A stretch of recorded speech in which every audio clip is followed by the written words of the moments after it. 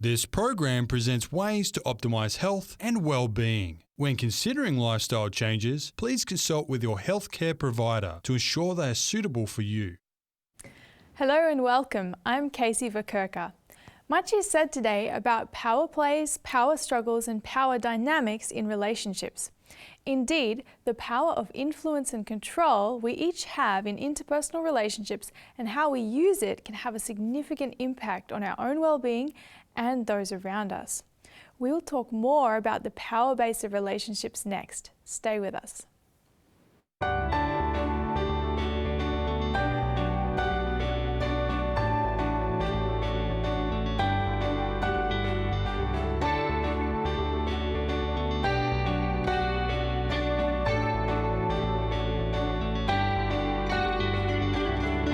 It's great to have you with us on this program where we look at ways that you can shape your lifestyle as medicine. Today, we will learn more about power and control in relationships. And joining us is health psychologist Jenifer Skues. Welcome, Jenifer, and thank you so much for being willing to share with us. Thank you for having me here. I love sharing. Yes, that's true, and we are so glad that you do love sharing. And talking about this topic of relationships. Relationships are something that really have a significant impact on our emotions. They give us our greatest highs and our lowest lows often can be connected there. And I'm just wondering, how can we encourage healthy emotions in our relationships, and what are the factors that actually trigger unhealthy emotions and cause the relationships to spiral?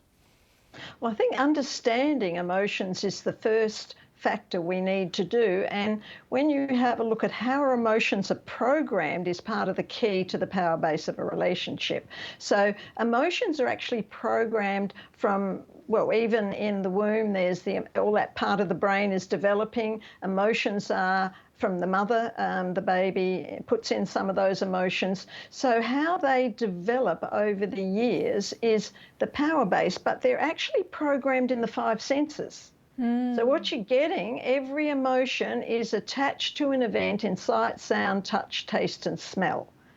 Now, any of those senses can be a trigger, which means when we're in the present, and if we talked about emotional maturity, if we're not doing well emotionally and we don't have that emotional balance, then this means if the senses are triggered, and that means whoever, we talked about abuse and control in relationships on that timeline. So that means if there's someone in the present that looks like, sounds like, smells like, touches like when the abuse occurred, it's going to trigger an emotional cascade from the past into the present. And we overreact or we shut down. So this is where emotions are the crucial foundation for any power base of a relationship. So we need to understand our emotions. We use them as a barometer and recognize when we're overreacting, when we're loading emotions from the past instead of just blaming the other person or criticizing them or going, why don't I like that person? We've all done that. We meet something about that person, and it's usually because there's an emotion triggered from the past. So it's learning to be in the present and be aware emotionally within the relationship to be able to grow it and develop it. That's very interesting, because you're quite right that sometimes people just aren't in touch with their emotions. Like they couldn't tell you what they're feeling right now because they're just not aware. But you're saying that it's important to develop that awareness, but also it seems like it would be important to recognize the emotions in others as well, because we're talking about this power, the power plays that can happen in relationships, and often that is playing on other people's emotions. It is. And so there's this recognition of those things happening here. So talk to us a bit more about these power plays happening. Yeah. Women have a bigger range of emotions. Males have a smaller range of emotions. So it's hard sometimes to read emotions in people, particularly if you described a form of dissociation, where we're just not connected emotionally because it's all too hard. Someone who's really been through incredible abuse will often learn to dissociate emotionally because then they don't have to feel.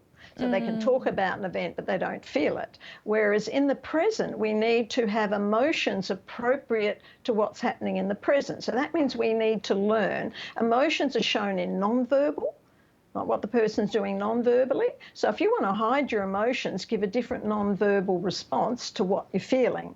And this is where I find someone who likes to control is very good at doing that. So this is where we learn to work with that emotion.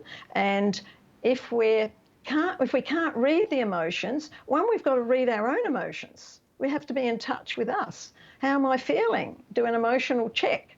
That person, I didn't get on with them. How am I feeling now? I'm personalising it. I'm feeling rejected by them. Why is that happening? Question it.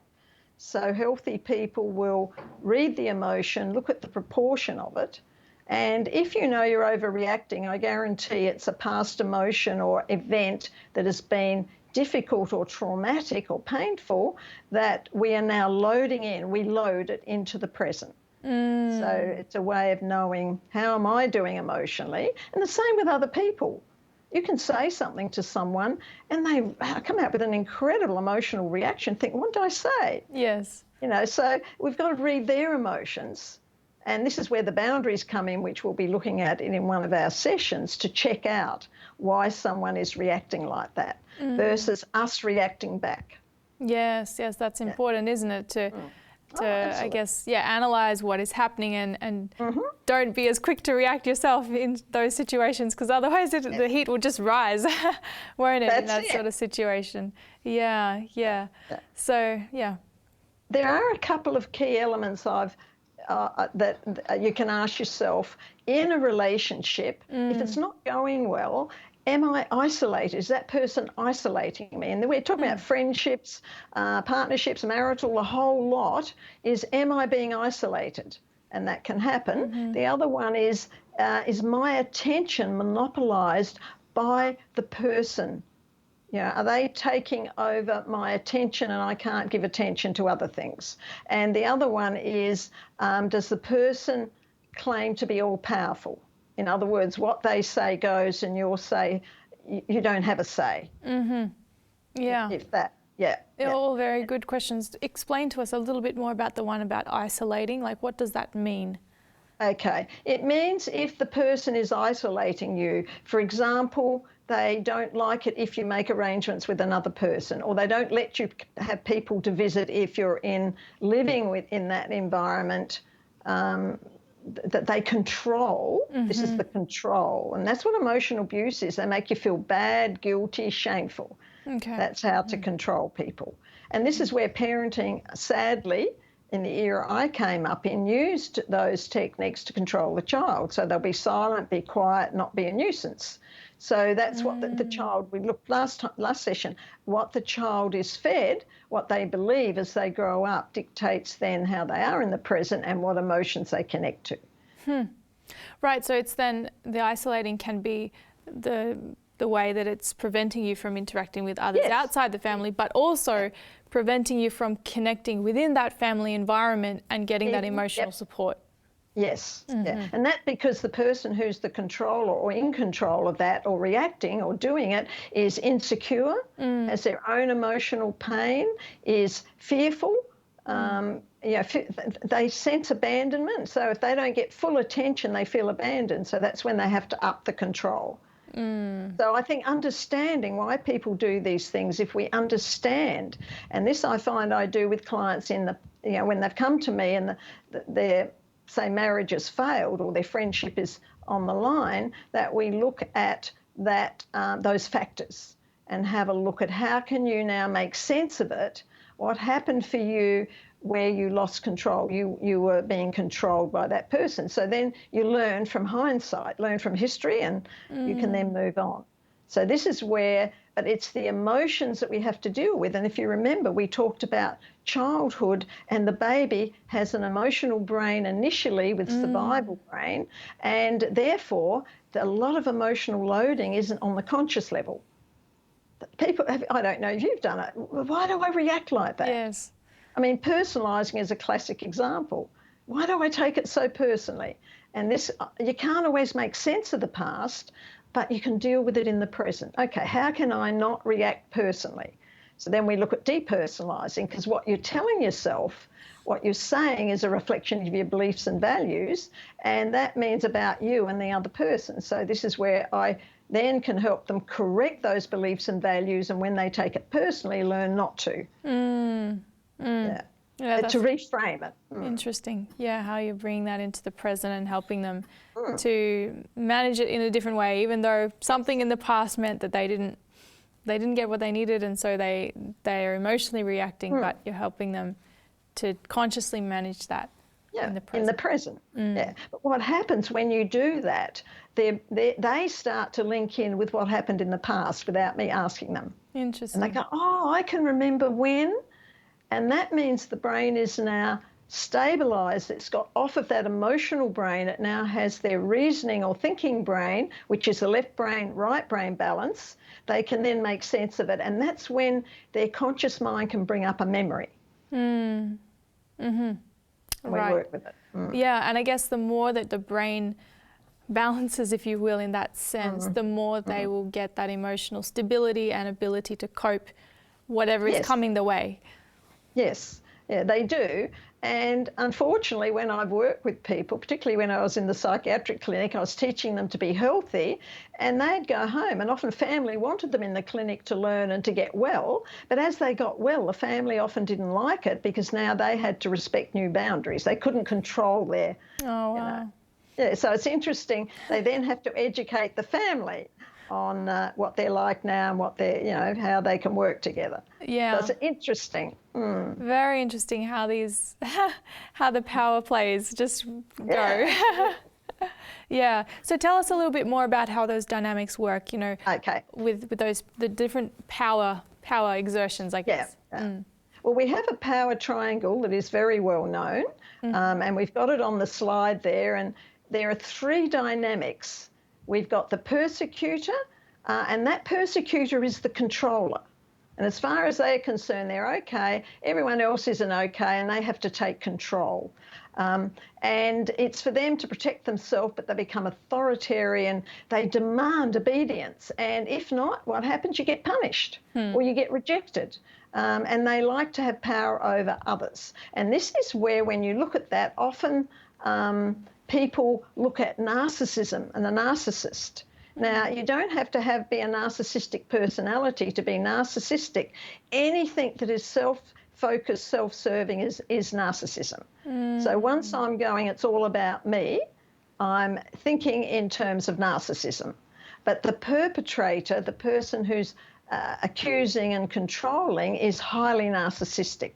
It's all about them. They cannot have empathy. They cannot take into account what the other person's doing. So if we come back to that power triangle, we also have the victim, right? And I can remember times I felt like the victim, and you start to think, I'm not okay, but they're okay, and you blame yourself, right? And the victim is immobilised. They shut down. And they actually, it's like having a sign on your head that says, I'm a victim, and the persecutor or the perpetrator will read that in their verbals and non-verbals and know that they're vulnerable and they need help, and they can help them. And they feel empowered when they help the victim. But once the victim starts to grow and no longer is the victim, then that is World War III in that relationship, because that means they want an equal relationship, and the person who's the perpetrator, the persecutor, wants them to be submissive. Right? So this is where you get the power plays happening. Okay. Now, the third dynamic in that relationship is the rescuer, who thinks they're okay, but they're really not okay, and others aren't okay.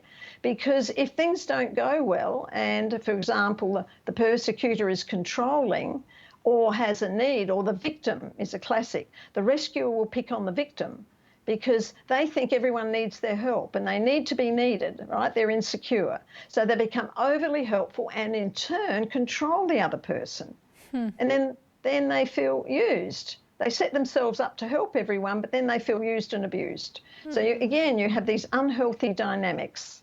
And the persecutor will be attracted to either or and work with them. Yeah, That's very interesting, because in each of those situations you can see how it stems back to an inner insecurity. Yes. And if that is fixed and addressed properly, then people wouldn't have the same drive to control in those various different expressive ways. Yes. Now, in all of those three modes, people can change, including the person who's the controller can change, the person who's the victim and the rescuer. I used to be a rescuer. I was brought up by mother to rescue animals to start with, and then you rescue people.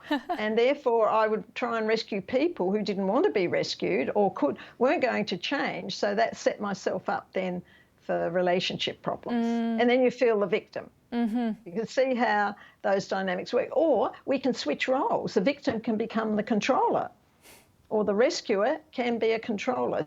So it's not like you've got three individuals and nothing changes. We can actually switch those roles in a relationship. Yeah, wow.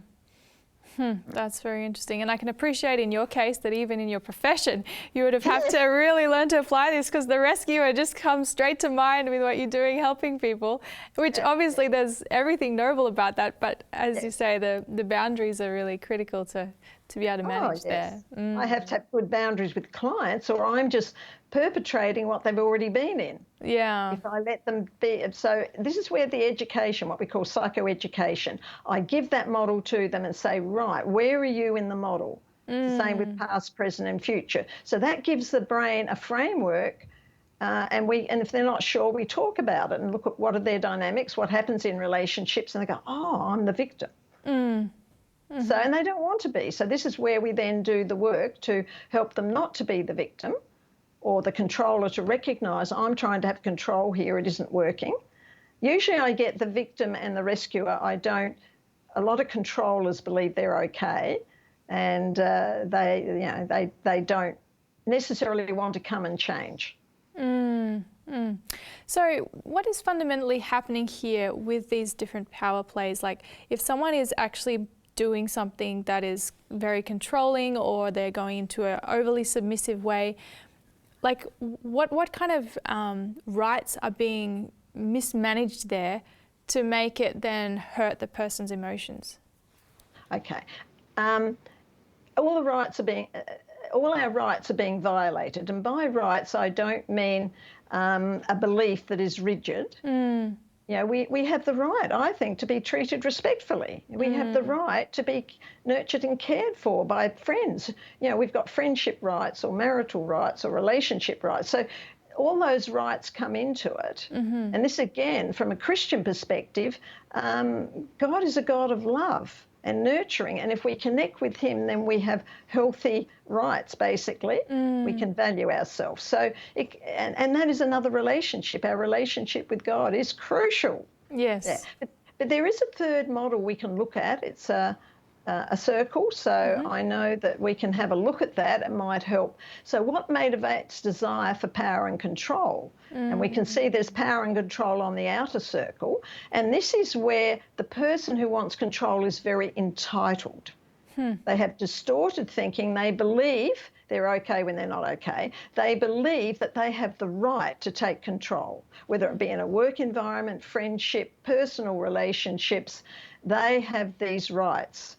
And sometimes they're not always obvious, but they might do it underhandedly, plot and plan and do it that way. But also it's based on fear, right? So if you put fear into the person who's the problem, then they can have control, but they work from fear. What might their fear be if they lose power? If you think about it, they're not good enough, that they're not worthy, that if they lose control, they just fall apart when they lose control because, the entitlement. That's very interesting, especially when we consider back to what we looked at in the previous session about how many of these, more unhealthy relationship behaviours develop right back from childhood, where a need has not been met.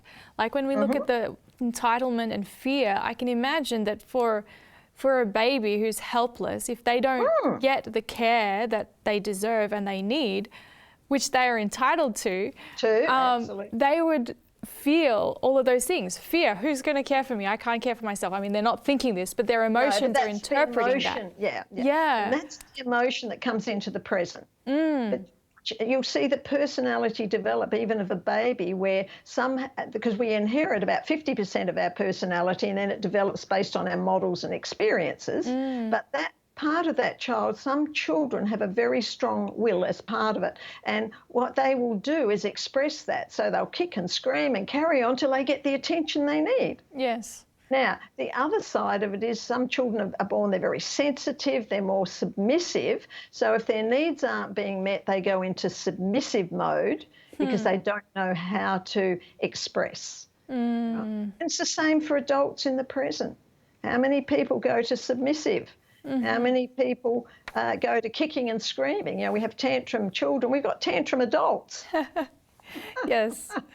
Oh dear. Yeah. No, it's amazing how those things play out in different ways, and I really appreciate how you were able to trace it right back from the beginning, because then it just makes sense. Like, I think it helps us. Like if we see those patterns of behaviour in ourselves or in others, just to recognise that, like, give people a bit of slack if they're treating others that way, because you think, what happened to them? You know, what have they lacked? And maybe there's a way that can be addressed. Well, there is. You can talk to the person, find out more about their history. I've done that before. But even with our parents, and if we've had parental control and we've been damaged by it, finding out what was life like for them when they were growing up, what was life like when you were conceived and when you were born, and that gives you a lot of information about this is why they parented me the way they did. And that helped me to resolve a lot of anger issues I had with my mother and to understand my father more. And so before they passed away, I actually spent time with them finding out. Then I had an auntie who also filled me in on things. So we can go to other people, but try, if you can, look at a history, family history for your parents and see what life was like for them, because that will help you to resolve any issues you have with your parents because of what life was like when you were growing up. Yeah, you can have empathy for them. Yes. And I looked at my mother. She had a lot of anger. And when I looked at coming through a war and a depression and deprivation and poverty, I thought, no wonder she was an angry person. And it gave me empathy. It wasn't, even though the anger got projected at me for different things, but I realised why. Therefore, it wasn't so personal. We talk about depersonalising. Yes. Yeah, I had empathy for her. I really felt for her. I thought, that poor mother of mine, she had an awful time, far worse than I ever did. Right? So it helps you to put it in perspective in the present. And that means we're healing from the past, because we're no longer going over and over what happened in our childhood and how awful it was. Yes, that's right. Yeah, so that's really interesting. And I guess what I was curious about is how can they actually address, like if you've recognized that you've got that fear inside, what are the approaches for helping to remedy that in the present? You mean your own fear? Yeah. Okay. I find getting people to write things out, because understanding their beliefs and values, because fear is future projection, it creates anxiety. What are they afraid of? So getting them to actually look at the fear and where it's coming from. They might remember things from the past, but where is it in the present? So you take a present event, and people can do this even if they're not seeing a psychologist, they can actually journal it, write it down. Why am I so fearful? Ask a question. Yeah. When the conscious mind asks a question, like, why am I so afraid? Because I was brought up with fear as well. And the brain will give you the answer eventually. I'll be doing something, oh, I remember that now. No wonder I was fearful. Yeah. So we can do some work ourselves, and I find journaling it, writing, even just point form. Let's have a list of things I've been afraid of or I am afraid of, and have a look at, do they match? Do they correlate? How can I make sense of them? Right? And if so, why am I so fearful? And listen to the language. What do you tell yourself? Oh, this is terrible. I'll never manage. They'll think I'm awful. You know, these messages we grow up with, we're programmed with, and often they're parental messages, because they don't tell you how to have fear, but their expression is of fear. I mean, I got things like, oh, what will people think of you when you go out dressed like that? So that's a fear message I then have to take into account. And what if I'm seeing a number of people and some might like what I wear and some might? And what do I do with that one? Yes. It instills fear. So Yeah. I've had to learn to go, no, just dress for yourself to look nice for that event. And it doesn't matter what people think anymore. I'm doing the right thing. I'm not doing anything offensive. So you start to change your self-dialogue and you start to change your beliefs and values around that fear. Right. We address the fear. And there's a thing of feel the fear and do it anyway. You've got to sit with the fear. It's in the body, not just in the mind. Yeah, because then you'll be actually starting to reprogram your brain and putting new pathways of new thought patterns to replace that old fear pathway. Absolutely. Yes. Yeah. Yeah, interesting and very helpful to consider that. So it's both awareness as well as analysing and then replacing with more correct thinking. Yes, change the thinking, because the thinking feeds the emotions. Instead of the emotions feeding the thinking, use the thinking to change the emotion. Very, very interesting. Now, what about, I just have one more question, and that is, like, obviously these power things can be things that we deal with internally, but is there a situation where within a relationship there may be things going on that are affecting the power play? Like, yeah, how do we deal with some of those things that are external?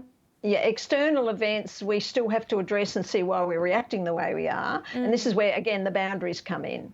So if there's an external event that's a trigger for you, doing your own work on it, why am I reacting to that? Is it, if it's another person, what are they doing? And then look at how can I let the person know that that is a trigger for me. And we're going to look at that more as we go through the next 2 sessions. Very good. Yeah, very nice. Yeah, so I can see that in this process there's a lot of reflection that really has to happen and just take the time out to consider what's going on in order to really understand and get to the bottom of it, which thankfully there are ways and means that can be done. Yes. Yeah, so that's a real blessing.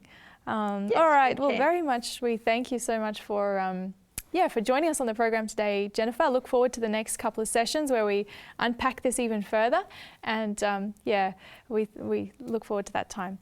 We've been discussing power and control in relationships with health psychologist Jenifer Skues, and in the next episode we'll talk about this further and consider how controlling relationships actually impact us. So stay with us for that. If you have questions or comments about this program, or if there's a topic you would like us to discuss, contact us on health@3abnaustralia.org.au, and remember to shape your lifestyle as medicine.